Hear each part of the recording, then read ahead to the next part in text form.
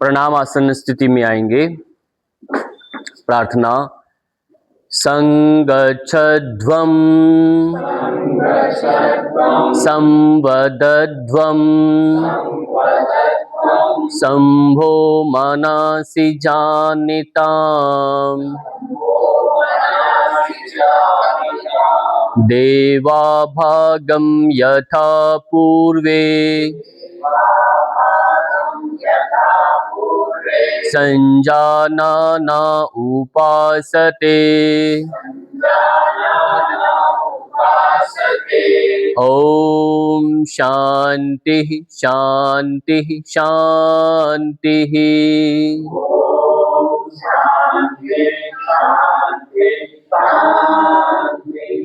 विश्राम दे देंगे। यह अभ्यास वृद्ध व्यक्तियों के लिए है जो बड़ी उम्र के हैं, जो अपने आप को ये मानते हैं कि हम बड़ी उम्र के हो गए हैं, ये उनके लिए अभ्यास है। बाकी तो मानने के ऊपर ही है। यदि आप मानते हैं कि हम बड़े हो गए तो बड़े हो जाएंगे, और यदि आप छोटे मानते हैं पर फिर भी अपने स्वास्थ्य का, अपने सामर्थ्य का ध्यान रखना है। चलिए, अब सबसे पहले हमने जो कल किया अभ्यास वही भी कुछ दोहराएंगे और आगे बढ़ेंगे। सबसे पहले क्या किया? शिथिलीकरण व्यायाम का अभ्यास किया। धीरे धीरे धीरे अपने पांव को चलाना,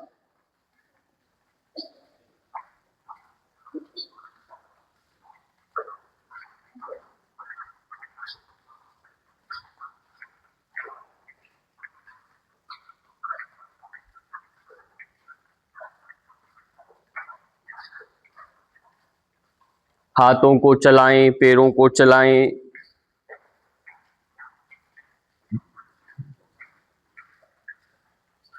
श्वास प्रश्वास सामान्य लेते रहेंगे, रोकना नहीं है। पैरों को थोड़ा ऊपर उठाने की कोशिश करो, जितना ऊपर उठा सकते हैं उठाओ धीरे धीरे।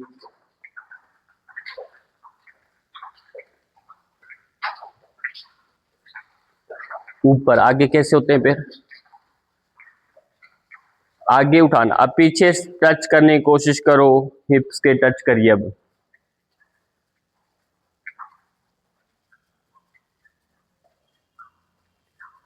इससे घुटनों की मूवमेंट हो गई। अब आपके शरीर में कुछ गति बढ़ने से श्वास की गति भी तेज होती है। अपने ही स्थान पर खड़े खड़े अब रुकना है।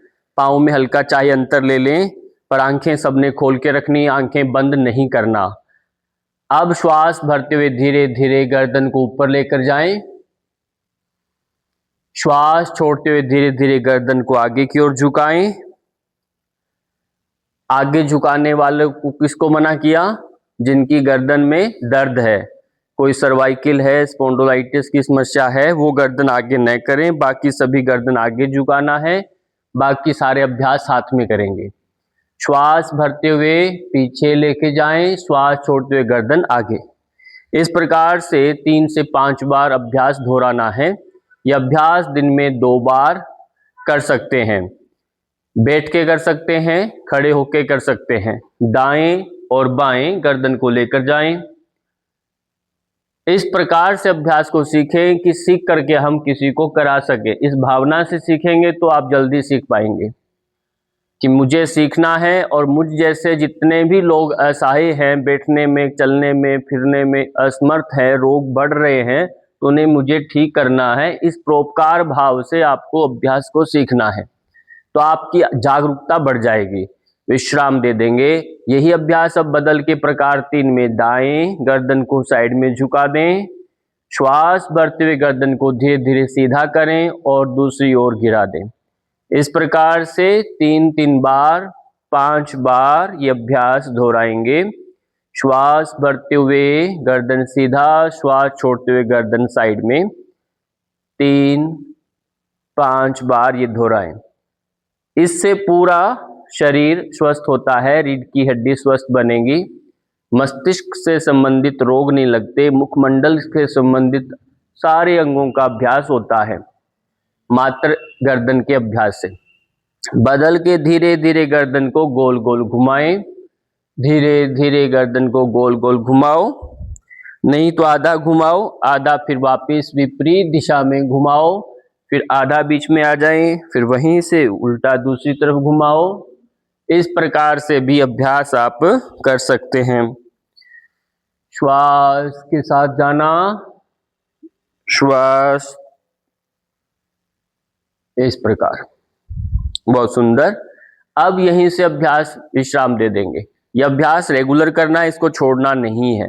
हाथ दोनों सामने करो, मुट्ठियां बंद करें खोलें, बंद करें खोलें। ये सब अभ्यास खड़े होकर बैठ के भी कर सकते हैं।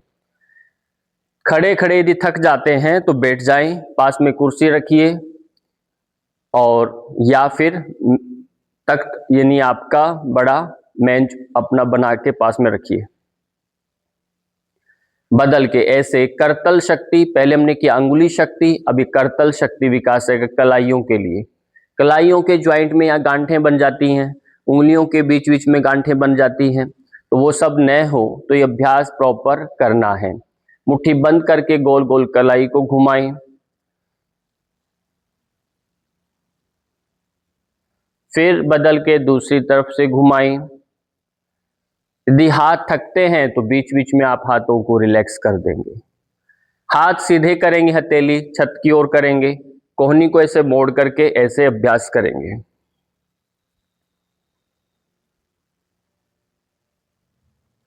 इस प्रकार से 5 से 10 बार ये अभ्यास करेंगे और फिर बदल कर साइड में हाथ दाएं से बाएं इस प्रकार से अभ्यास करेंगे। श्वास सामान्य रखें, श्वास लेना छोड़ना भी रहता है इसमें, पर आप सामान्य से अभ्यास करें। श्वास भर के हाथ सीधे ऊपर करें, श्वास छोड़ के मुट्ठी बंद करके नीचे लाएं, श्वास भर के ऊपर छोड़ते हुए नीचे। इस प्रकार से 5 बार 10 बार अभ्यास दोहराएंगे।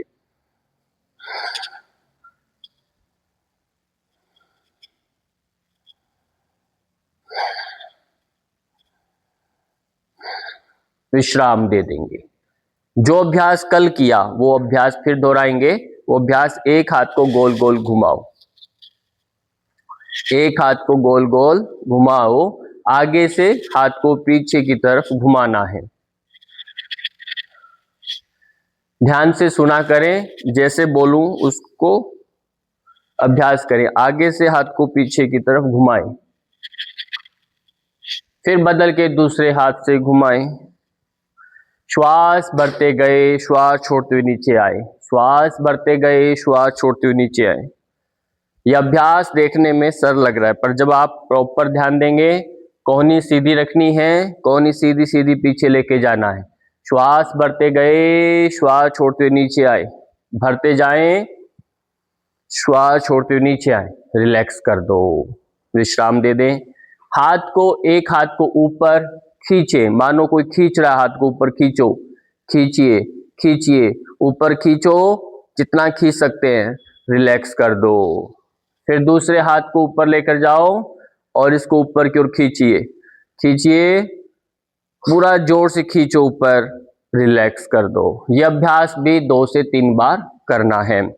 पाँव में हल्का सा अंतर लेंगे, अंतर लेके दाएं ऐसे ट्विस्ट करना, एक हाथ कमर पर, दूसरा हाथ कंधे पर, दाएं देखा फिर बाएं देखा। इस प्रकार से दोनों तरफ अभ्यास करेंगे। धीरे धीरे अभ्यास करना, एकदम से गति को नहीं बढ़ाना।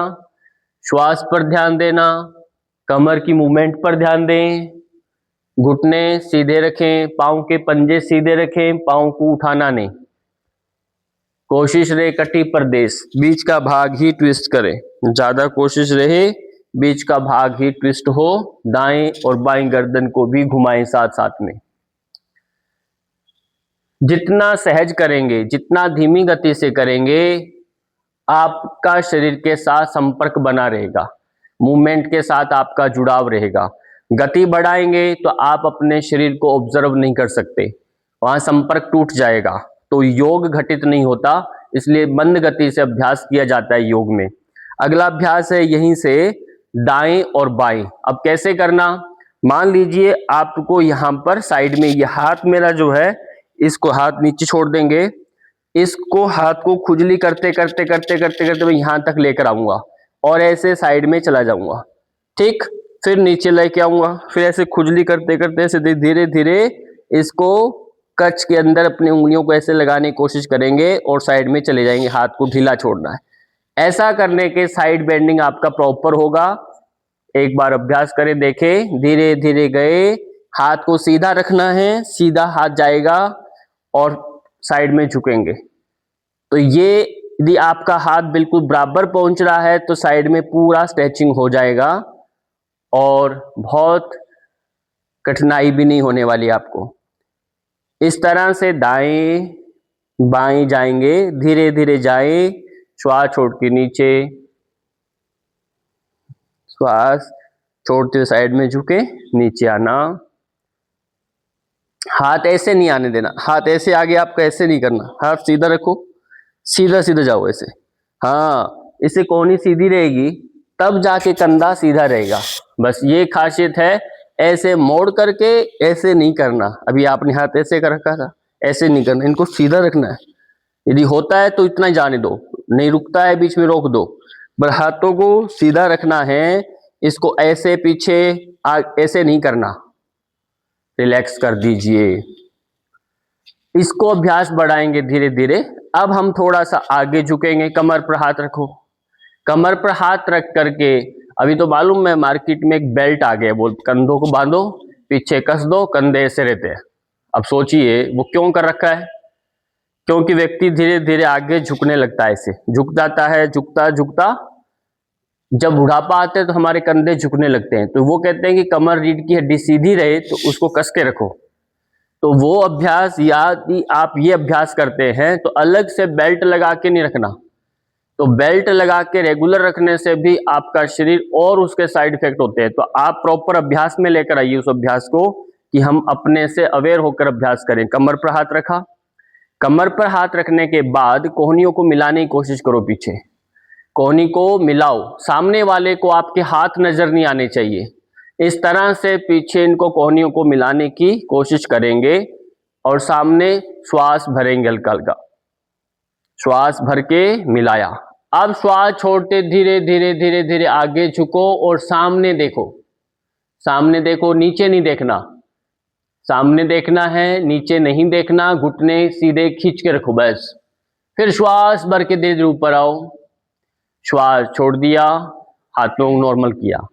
फिर श्वास भरो, हाथों को खींचो, पीछे मिलाओ, मिलाओ, जोर जोर से इनको पीछे खींचे और फिर श्वास छोड़ते हुए धीरे धीरे धीरे धीरे धीरे धीरे आगे सामने की ओर देखे। कोहनियों को खींच के रखना है पीछे, ढीला नहीं करना हाथों को। फिर श्वास भरते हुए धीरे धीरे धीरे धीरे ऊपर आए, श्वास छोड़ते हुए नॉर्मल। बात समझ में आया? हाथ सही कर लिए, उंगलियां आगे, अंगूठा पीछे, रीढ़ की हड्डी के दाएं बाएं लगा लेना है। एक बार और दोहराएंगे। पाँव में अंतर, जितना कंधों में अंतर है उतने पाँव में अंतर लेके रखना। एक बार फिर करो, श्वास भरा, कोहनियों को मिलाओ, कोहनियों को मिलाओ, पूरा श्वास भर के अब रोक लेना है, कोहनियों को ढीला नहीं छोड़ना। श्वास छोड़ते हुए धीरे धीरे आगे आए, गर्दन नीचे नहीं करना, ऐसे नीचे कुछ नहीं देखना, सामने देखो, गर्दन जितना ऊपर हो सके ऊपर खींचो और फिर आगे झुक सकते हैं, झुको, नो प्रॉब्लम, पर नीचे गर्दन करना नहीं है। श्वास भर के ऊपर आओ, फिर हाथों को ढीला छोड़ो। कंधों का दर्द चुटकियों में धीरे धीरे गायब हो जाएगा इसको करने से, और कंधे तो ठीक होंगे, गर्दन यानी सर्वाइकल का भी दर्द इससे ठीक होता है।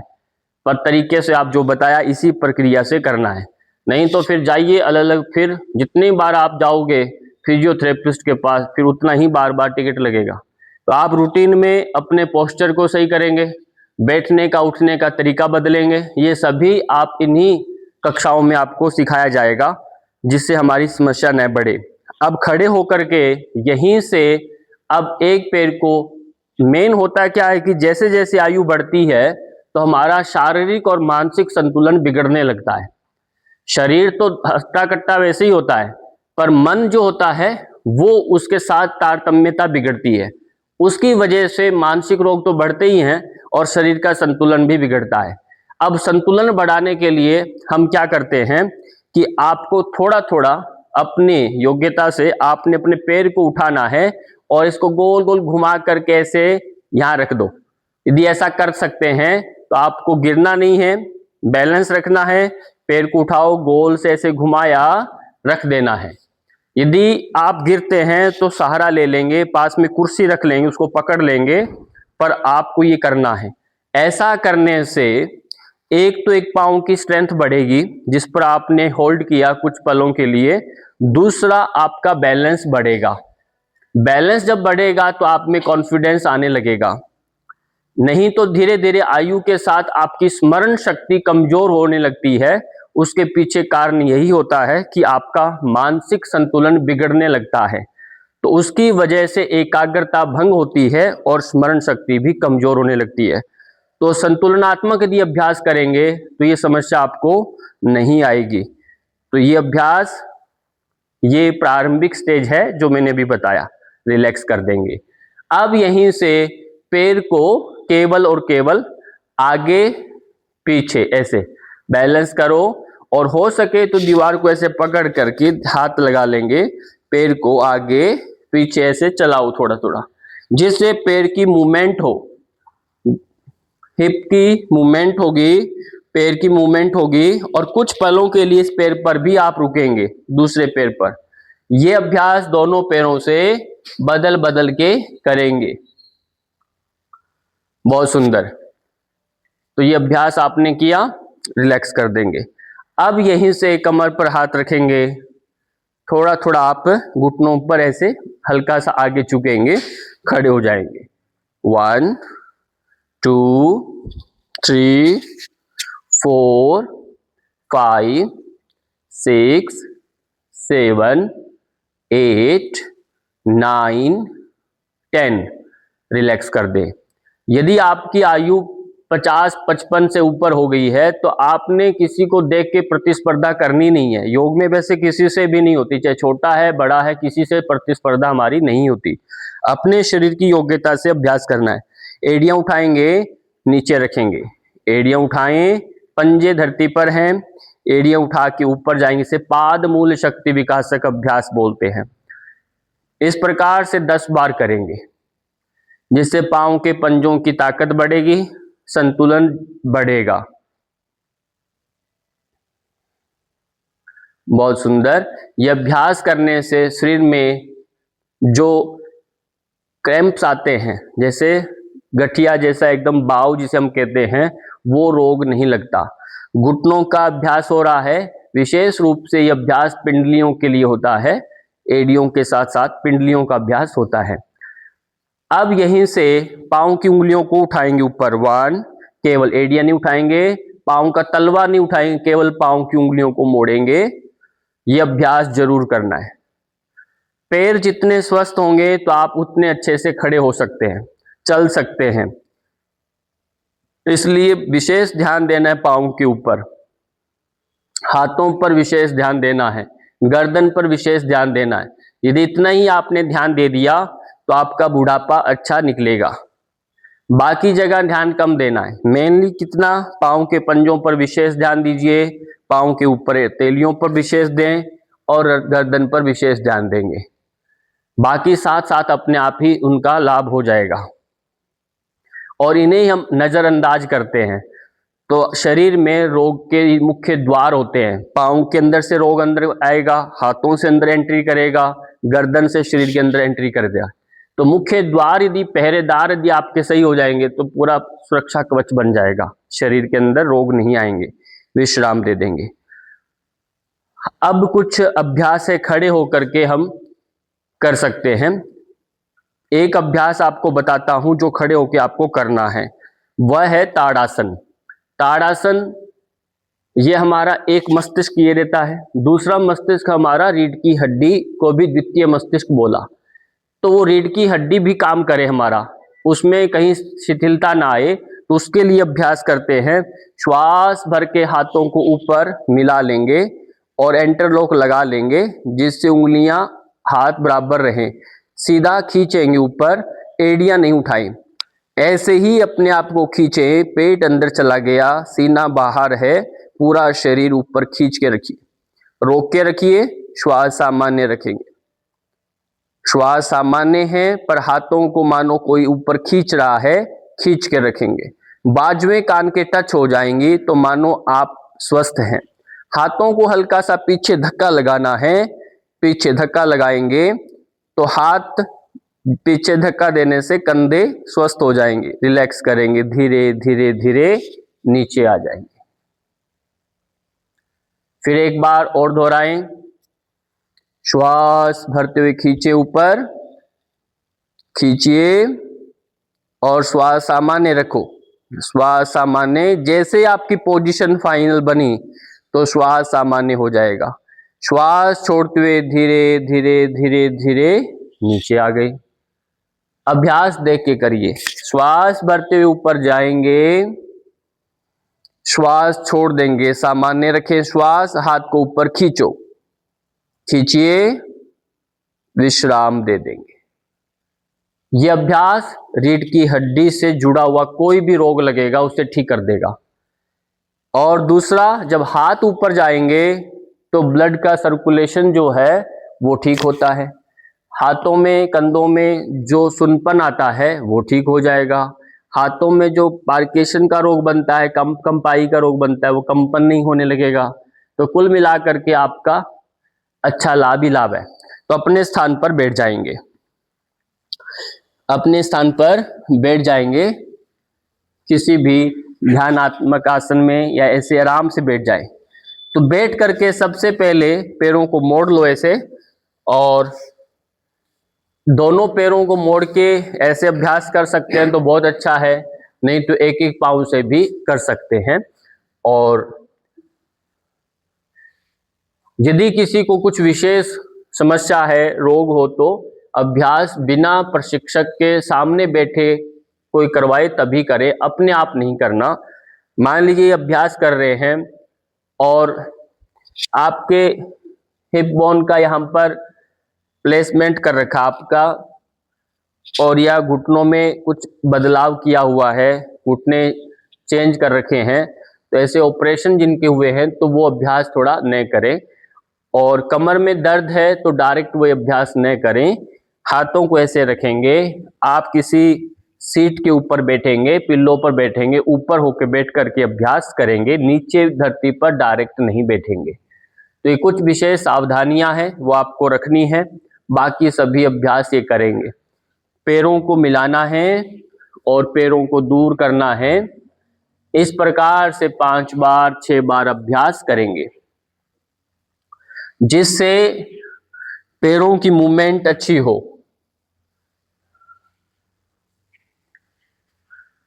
क्या होता है कि घर के बीच में, कभी भी देखा होगा, घर के बीच में आंधी तूफान जब आता है तो कूड़ा करकट कहाँ इकट्ठा होता है? कोनों में इकट्ठा हो जाएगा, दीवार के किनारे कोने में जाकर के सारा कचरा इकट्ठा हो जाता है। ऐसे ही जब अभ्यास करते हैं, दिन में कुछ भी आप काम करते रहते हो तो सारी शरीर की गंदगी जो होती है वो हमारे जोड़ों में एकत्रित होने लग जाती है। चाहे आप दवाई लेते हो, कुछ भी काम करेंगे तो वो रोग शरीर से बाहर नहीं निकलता, वो गंदगी शरीर में ही रहती है, पर वो नजर नहीं आती, वो कहाँ छुप जाती है, किसी कोने में। जैसे कोई घर में मेहमान आए तो आप जैसे फटाफट साफ सफाई करते हो ना, कूड़ा करकट कहीं कोने में साइड में दबा देते हैं। तो वही तरीके से शरीर के अंदर दवाई जो खाते हैं, चाहे वो अंग्रेजी दवाई खाते हैं, कुछ भी, पर विशेष जो प्राकृतिक चिकित्सा से अपने शरीर को शोधन करेंगे, आयुर्वेद से, पंचकर्मा से शोधन करेंगे, वही शरीर से मूल शोधन होगा, सर्वांगीण विकास होगा। ऐसे बाकी शरीर को दवाई मतलब दबाना होता है, वो अंदर ही दबाएगा। आपका इम्यूनिटी तो कमजोर होगा ही होगा, ये बात निश्चित है, उससे कोई बढ़ता नहीं है। चाहे आपके बूस्टर, चाहे आपके जो डोज लगते हैं ना, उससे भी आपका इम्यूनिटी स्ट्रांग नहीं हो सकता, वो भी आपको इम्यूनिटी कमजोर ही करता है।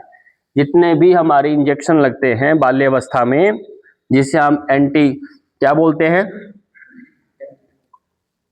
कौन से इंजेक्शन लगते हैं, वो वैक्सीन लगती है ना, तो वैक्सीन जो होती है वो आपका इम्यूनिटी थोड़ी बढ़ा देता है, वो भी हमें कमजोर ही करता है।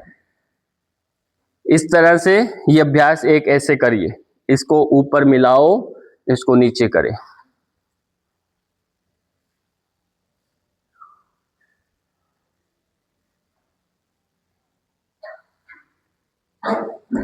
शरीर स्वयं चिकित्सक होता है। शरीर अपने आप अपने शरीर की मरम्मत करता है। शरीर में सिम्टम्स आते हैं, शरीर बोलता है, पर हम उसकी सुनते नहीं है। बस प्रॉब्लम इतना ही है। शरीर स्वयं पहले बता देता है। यदि आपने खाना खा रहे हैं, यदि मिर्च ज्यादा है तो तुरंत चेहरे पर पसीना आ जाएगा, है ना, मुंह में तुरंत जलन होती है, पानी पीने की इच्छा होती है, फिर भी हम लगे रहते हैं क्या क्या है, खाते ही, तो आप रुकेंगे नहीं। मिर्ची बनी हुई है तब भी खाई जा रहे ना।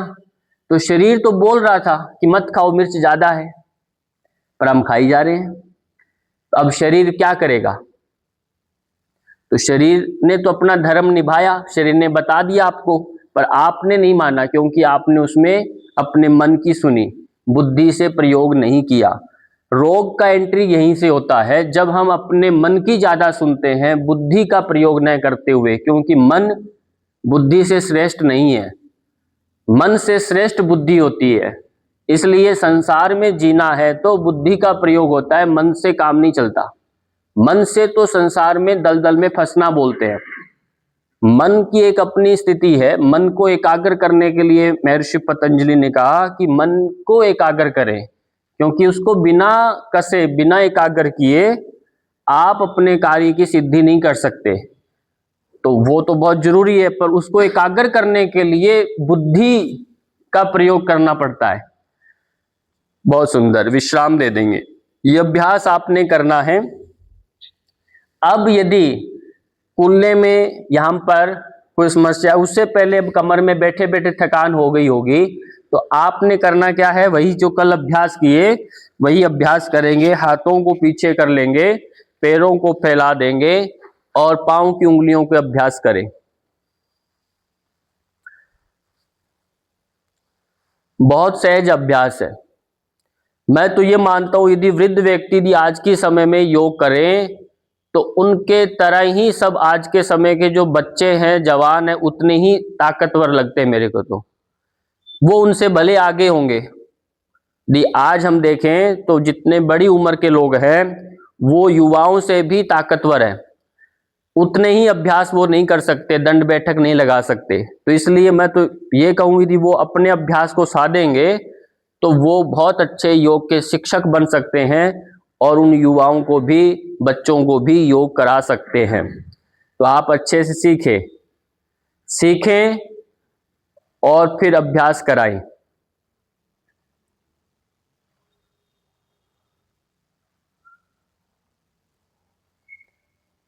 बहुत सुंदर। अब गोल गोल पैरों को घुमाओ, आगे पीछे करने के बाद गोल गोल पैरों को घुमाएं।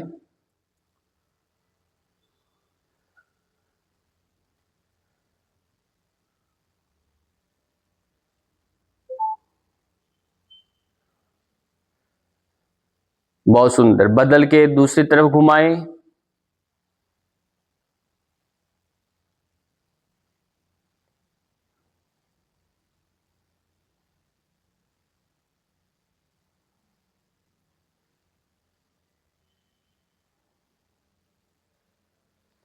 बहुत सुंदर। रिलैक्स कर देंगे, पैरों में अंतर लेंगे। इस प्रकार से अभ्यास करें।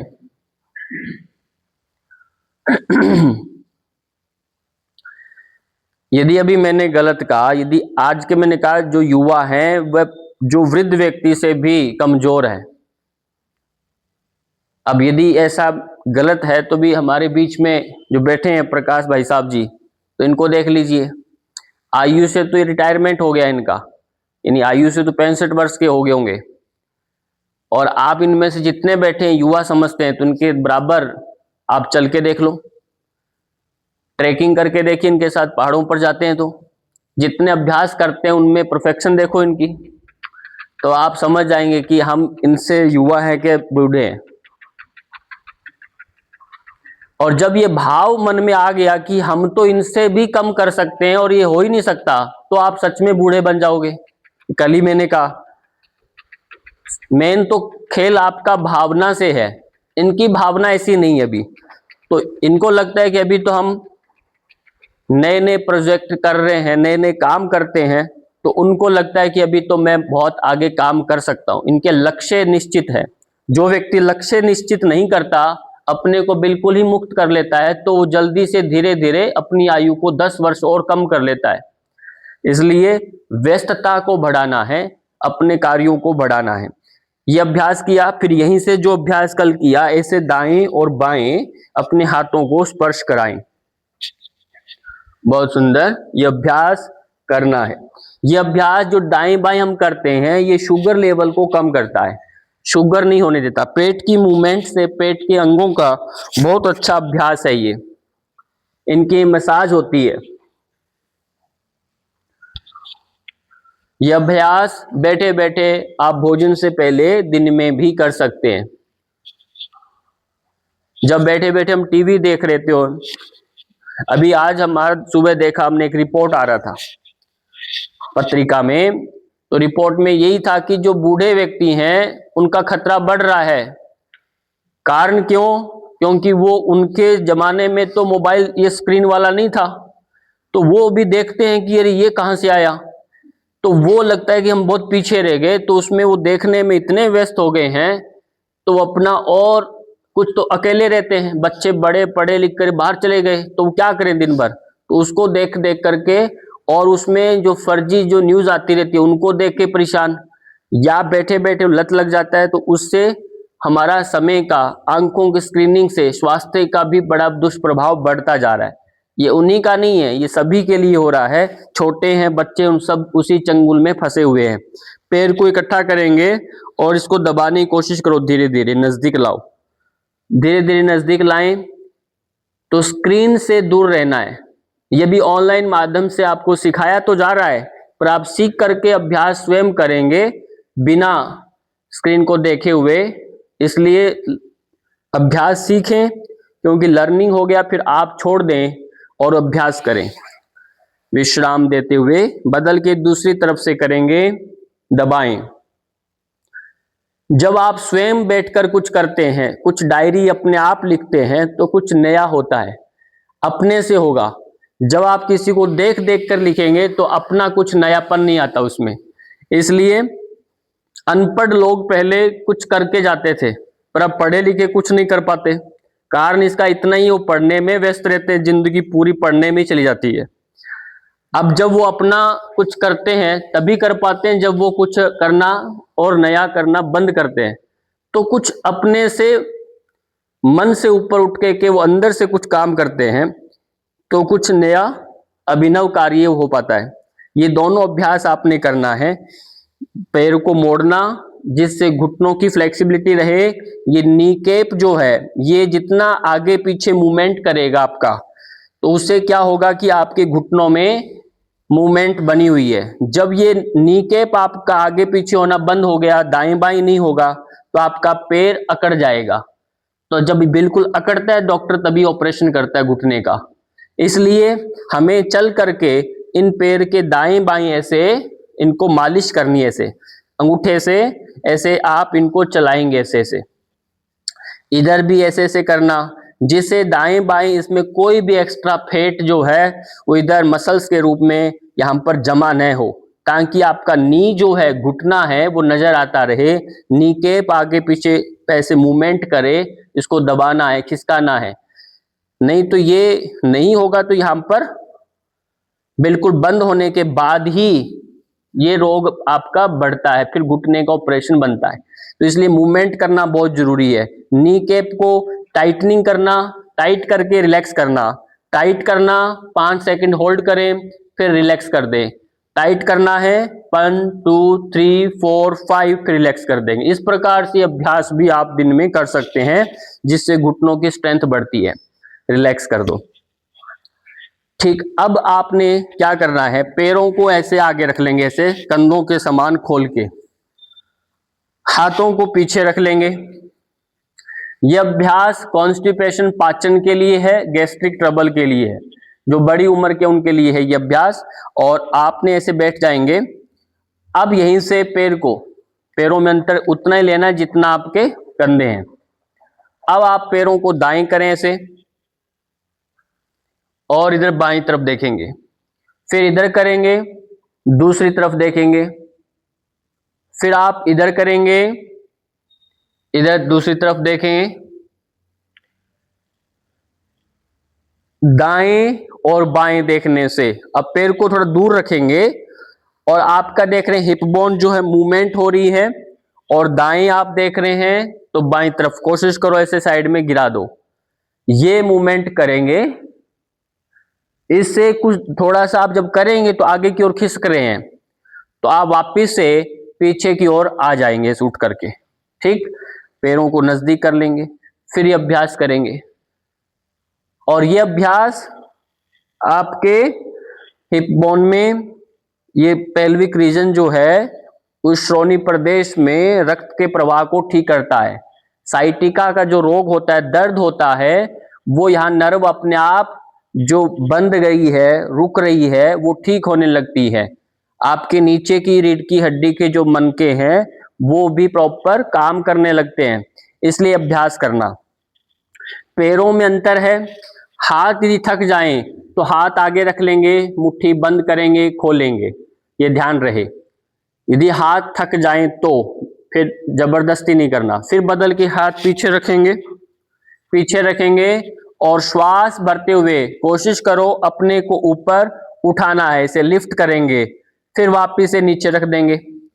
तो ऐसे करने से कंधे की स्ट्रेंथ तो बढ़ती है, हाथों में पैरों में बैलेंस बढ़ेगा और कमर की मांसपेशियां इससे स्ट्रॉन्ग होती हैं। उठेंगे धीरे धीरे, जितना उठेंगे ऊपर उठेंगे, गर्दन हल्का सा पीछे लमका देंगे। इस प्रकार से आप उठ करके पीछे की ओर लमकाना है, अपने को बैलेंस बनाना है। श्वास भरते ऊपर उठेंगे, गर्दन को पीछे लमका देंगे, धीरे धीरे श्वास छोड़ते हुए नीचे आएंगे। यह अभ्यास करने से रीढ़ की हड्डी का नीचे का दर्द भी इससे ठीक होता है, अपने कमर की स्ट्रेंथ बढ़ती है, हाथों पर वजन आएगा और गर्दन पीछे लमका दो, कंधे का प्रेशर बढ़ेगा। इस सब का पूरा एक साथ व्यायाम है, क्योंकि अभी चक्रासन तो कर नहीं सकते आप, तो चक्रासन जैसा लाभ लेना है तो ऐसे ब्रिज पोज आपको बनाना है, हाथों के ऊपर ही ऐसे उठना है। श्वास भरते ऊपर गए, श्वास छोड़ते हुए नीचे आगे। बहुत सुंदर। इस प्रकार से आपने 3 से 5 बार अभ्यास को दोहरा लेंगे। यदि थक जाएं तो फिर क्या करना, वही हाथों की मुट्ठियां बंद करना, खोलना, ये अभ्यास करना है। ठीक, कलाई को गोल गोल घुमाना है दोनों तरफ, रिलैक्स कर दो। अब क्या करिए, इतने से काम नहीं चला, हाथ ऐसे घुटनों पर रख लेंगे, घुटनों पर हाथ रख करके कंधों को ऊपर करो, पीछे करो, ऐसे गोल गोल घुमाओ। देखो आगे से पीछे की ओर लेकर जाइए,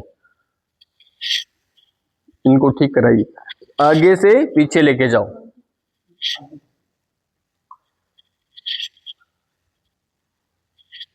बहुत सुंदर, रिलैक्स कर दो। ये बैठने के कुछ अभ्यास आपने भी किए। कल आपको कमर के बल लेट करके कुछ अभ्यास सिखाएंगे, पेट के बल के भी कुछ अभ्यास करेंगे। खड़ने के बैठने के जो अभ्यास किए, इनको थोड़ा बढ़ते हुए आगे जाएंगे। तो कल जैसे हमने खड़ने के अभ्यास पूर्ण करेंगे, सूक्ष्म व्यायाम तो करेंगे, उसके बाद पेट के और कमर के बल के जो अभ्यास है वो करवाएंगे। तो इनको आपने पक्का करके रखना है, जो आज किया, हो सके तो आप उनको डायरी में नोट करें, नहीं तो आप इसको हृदयगम कर लेंगे। कंठी विद्या गांठी दाम, समय पड़े आए काम। इसलिए जो विद्या आपको कंठस्थ हो जाए उससे बढ़कर कुछ नहीं है। हम पढ़ते रहेंगे मोबाइल में, चाहे आपको घर में बड़ा लाइब्रेरी बनाओ, पर वो यदि विद्या याद नहीं है, कंठस्थ नहीं है, तो उसका कोई लाभ नहीं है।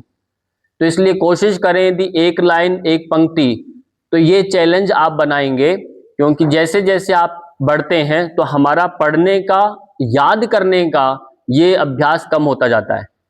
इसलिए जो बड़ी उम्र के जो आप हैं, तो आपको भक्ति योग में थोड़ा काम करना है। भक्ति योग का मतलब होता है कि आप जब बैठ के दिन में थोड़ा संध्या वंदन करेंगे भक्ति योग में, और कर्म योग पर ध्यान देंगे। कर्म योग होता है कि आप कर्म तो करेंगे, कोई सामाजिक कार्य में आप जुड़ जाएंगे, आसपास में कोई भी ऐसी संस्थाएं हैं जो सामाजिक काम करती हैं, तो आपको जो अच्छी लगे उसके साथ जुड़ें। जुड़ने से आपका मन और अच्छा होगा, स्थिर होगा। यदि ऐसा नहीं करता तो हमारी सामाजिक आयु नहीं बनती, हम व्यक्तिगत आयु में बड़े होते हैं। तो सामाजिक आयु व्यक्तिगत आयु से अच्छी मानी गई है, इसलिए हमें समाज के साथ जुड़कर काम करेंगे तो उसको कर्म योग बोलते हैं। तो वहां निष्पक्ष भाव से निष्काम योग की बात चलती है। आप बिना फल की इच्छा से आप परोपकार करते हैं तो उससे जो संतोष मिलता है उससे बड़ा लाभ मिलता है। तो ये एक अपने जीवन का एक हिस्सा बनाएं कि हम किसी ना किसी संगठन से जुड़ करके काम करेंगे जो आपको कुछ नहीं देता, पर आप समाज के लिए उसमें अपना मन और तन और धन देते हैं तो उससे बड़ा लाभ मिलता है। तो ये चित्त प्रसादन के उपाय में आता है। दूसरा क्रम आपको शुरू करना है कि भक्ति योग का। भक्ति योग में कि आपको नित्य क्या करना है, संध्या वंदन करना है, परिवार के सदस्यों को लेकर के भी ताल योग करना है, कीर्तन करना है, जो नवधा भक्ति के चरण है उनको अपनाना है। तो सत्संग में जाना है, सत्संग में भजन संगीत होता है तो उसमें जब ये नाद हम करते हैं, घर में घंटी बजाते हैं, शंख बजाते हैं, करतल नाद करते हैं, डफली बजा रहे हैं, वाद्य बजा के कुछ भजन कीर्तन करते हैं तो उससे बड़ा मन शांत होता है। यदि ऐसा नहीं करते और बड़ी उम्र के हो गए हैं तो आपका जीवन व्यर्थ हो जाएगा, आपको लगेगा कि कुछ नहीं है। तो वो एक करने से आपके शरीर के अंदर और मन के अंदर एक स्थिरता आने लग जाती है अपने आप। तीसरा चरण आता है कि ज्ञान योग। ज्ञान योग से मतलब होता है कि आप अपने जीवन में जो अनुभव लिया, जो अभी तक इतने वर्षों में 50 वर्ष में 60 वर्ष में जो भी आपने अनुभव लिया, उस अनुभव को, उस ज्ञान को अपने साथियों में, जो ऐसे जो भी किसी भी पेशेंस में आप रिटायरमेंट हुए, सेवानिवृत्त हुए, उसी को आप अपने तरह से उस पर काम करेंगे, उसकी आप सेवाएं देंगे, निःशुल्क दें, मिनिमम आप शुल्क लेकर दें, मतलब ज्ञान का विस्तार करेंगे, अपने ज्ञान को बताएंगे, वो अनुभव आपका। और कुछ स्वाध्याय भी आप करते हैं, गीता का पाठ करते हैं तो वो एक मन को और स्थिर करता है। भक्ति योग, कर्म योग, ज्ञान योग, जब तीनों का संगम जब जीवन में आप लेकर आएंगे तो उससे क्या होगा कि अपने आप त्रिवेणी का संगम होता है, राजयोग की प्राप्ति होती है। तो हमारा जीवन सार्थक होने लगता है, आत्म का उत्कर्ष होने लगता है। केवल ऐसे ही भागदौड़ में नहीं हम अपना जीवन पूर्ण करेंगे। तो ये प्रक्रियाएं, तीनों चरण अपने जीवन में डालना है इनको। तो आप तब देखिए आपका जो अभ्यास और ज्यादा लाभ देने वाला हो जाएगा, आपका एक लक्ष्य बन जाएगा। तो अभी हम क्या करेंगे, बैठे बैठे आपको एक अभ्यास करा रहा हूं, वो अभ्यास भी आपको रूटीन में करना है, जिसे हम सिंह मुद्रा बोलते हैं। उससे क्या होगा, पैरालिसिस नहीं आएगा, मुख पर कोई भी ऐसे कभी भी अधरंग का वो कुछ भी शिकायत नहीं आता। अक्सर देखते हैं तनाव से वो बहुत ज्यादा ज्यादा एंजाइटी, आपके अंदर तनाव लंबे समय तक चल रहा है तो आपके चेहरे पर कभी भी पूरा पक्षाघात आ जाता है, एक तरफ पूरा शरीर काम करना बंद कर देता है। तो वो न आए तो उससे हमारे ब्रेन की जो न्यूरॉन जो है हमारे, वो पूरे एक्टिव रहें, उनमें थकान न बने, उनका ऑक्सीजन लेवल बना रहे, कहीं ऐसा न हो कि हमारा कहीं ना कहीं रुकावट आए तो हमारा शरीर एकदम से काम करना बंद करे।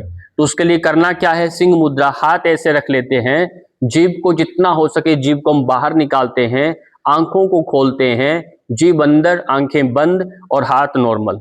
ये तीन काम एक साथ होते हैं। इस तरह से 20 से 25 बार हम इस क्रम को दोहराएंगे।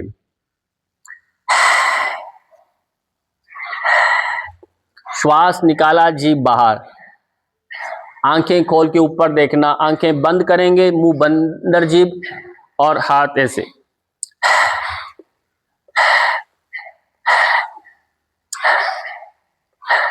जितना मुख खोल सकते हैं खोलें और जीभ को बाहर निकालें। दिखने में ऐसा लगता है क्या है ये, बचपना सा है, पर बचपना नहीं है। जब आपको अधरंग हो जाएगा तब डॉक्टर यही कहेगा कि मुंह खोलो, जीभ निकालो, मुंह बंद करो, ऊपर देखो, नीचे देखो, ये तब फिर नहीं होगा।